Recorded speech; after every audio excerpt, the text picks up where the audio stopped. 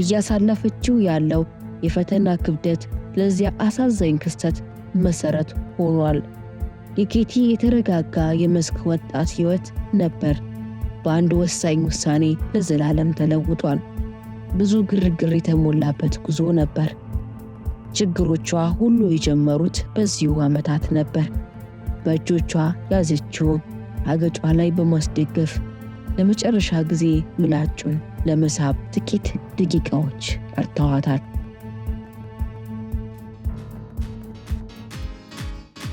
ሰላም ጤና ይስጥልን ውድ ሊቦ ቲቪ ተመልካቾቻችን፣ በቻናላችን አስደናቂና ለማመን የሚከብዱ በዓለም ላይ የተከሰቱ ክስተቶችን ይዘን መተናል። እነሆ ከፕሮግራማችን ጋር አብራችሁ ልትቆዩ እንጋብዛለን። ለዚህ ቻናል አዲስ ከሆናችሁ ሰብስክራይብ ምትሏን በተን በመጫን ቤተሰብ ይሁኑ። እነሆ ቪዲዮውን ላይክ በማድረግ ይጀምሩ።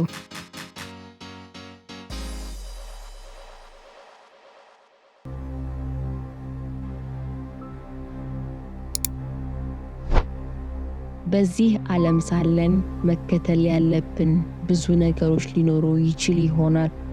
ምናልባትም ክፉ ደጉን መለየት በቻልንባቸው ጊዜያቶች የምርጫችን ኃያልነትን የምንመለከትበት ወቅት ይሆናል።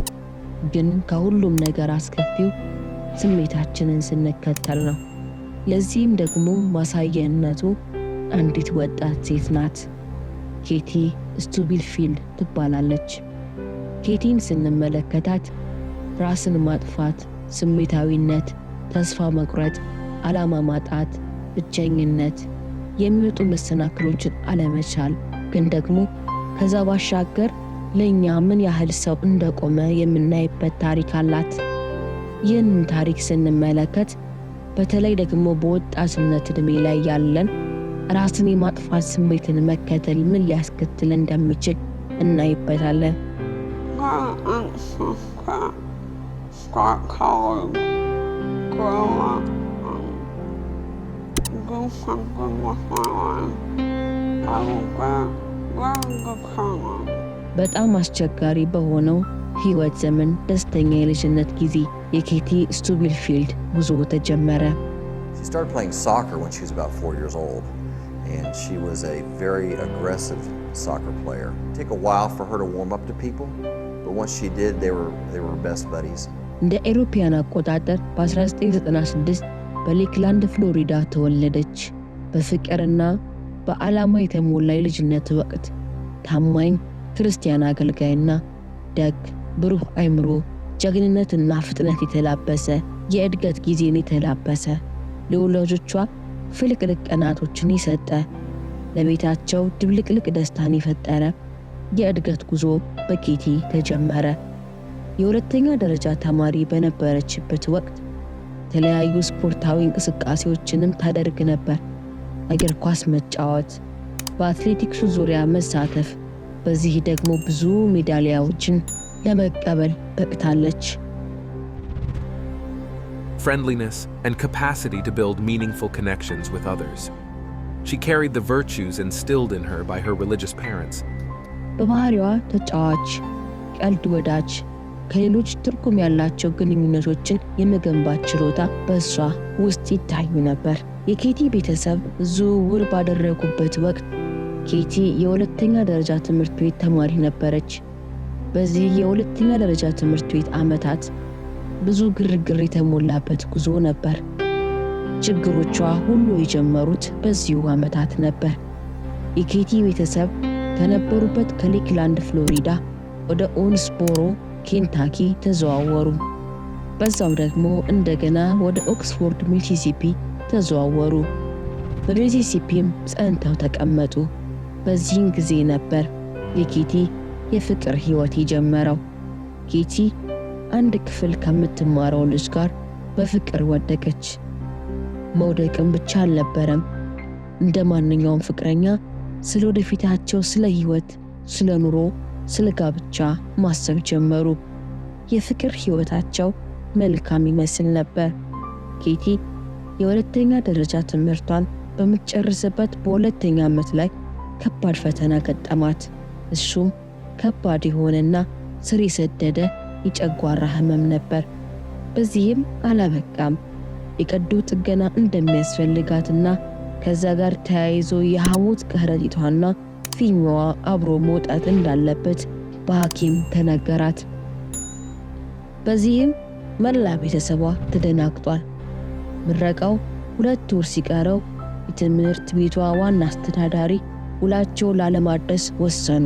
በተጨማሪም ደግሞ አሊሺያ የኬቲን እናት በድንገት ከስራ አባረሯት። በዚህም ጉዞ ኬቲ ክፉኛ ተጎድታ ነበር። ስሜቷንም አባብሶታል።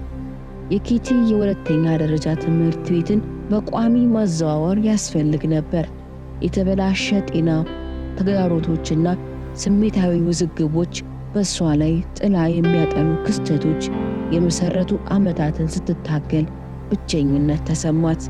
ከአዳዲስ ትምህርት ቤቶች ጋር መጣጣም፣ አዳዲስ ጓደኞችን ማፍራትና የምትወዳቸውን እግር ኳስና የምትደሰትባቸው ሌሎች ተግባራት ወደ ጎን ተገፉ። አለመግባባቶችና ጭቅጭቅ በሕይወቷ ተጨመሩ። የጉርምስና ውጣ ወረድ ግንኙነቶች የኬቲ ብሩህ መንፈስ ቀስ በቀስ ከስር መደበቅ ጀምሯል።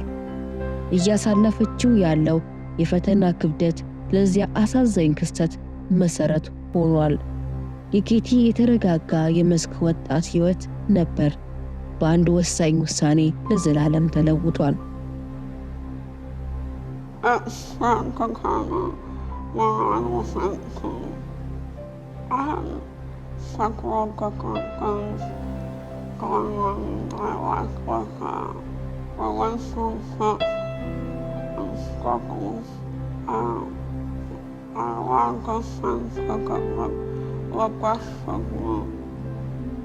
ኬቲ የ18 ዓመት ወጣት ነበረች።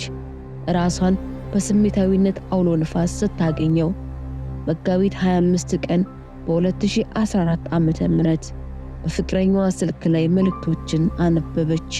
እሱም ከሌላ ሴት ጋር ግንኙነት እንደጀመረ የሚያመላክት ነበር። ከዚህ ልብ የሚሰብር ነገር ጋር ተገጣጠመች። ዓላማዋ የወደቀ መሰላት። መለያየታቸው አልቀረም፣ ተለያዩ። ግን መለያየታቸው ለኬቲ ስቃይ ፈጠረባት። ኬቲ በጣም ተናዳለች። ሁሉ ነገር በላይ ተደራርቦባታል። በዚህም መጽናኛና መጠጊያ ፈለገች። Over to her and I said, "How you doing?" And she just kind of shrugged her shoulders like a teenager sometimes will. And I didn't feel an alarm. በኦክስፎርድ ሚሲሲፒ በታላቅ ወንድሟ ሮበርት ቤት በመሆን ግራ በተጋባ ስሜት በብስጭት በብርቱ ጽሑፍ መልእክት ጻፈች። መልእክቶቹም እጅግ ከባድና እልህ አስጨራሽ እንቅስቃሴዎች ታክለውበታል። በዚህም ጊዜ ሮበርት እየተፈጠረ ስላለው ነገር ለእናታቸው ለመንገር ወሰነ። ምክንያቱም ጭንቀቱ ኬቲ ነበረች። ኬቲ በወንድሟ ቤት መታጠቢያ ክፍል ውስጥ ናት። የደረሰችበት የህይወት ጎዳናን ለዘላለም የሚቀይር ውሳኔን ወሰነች።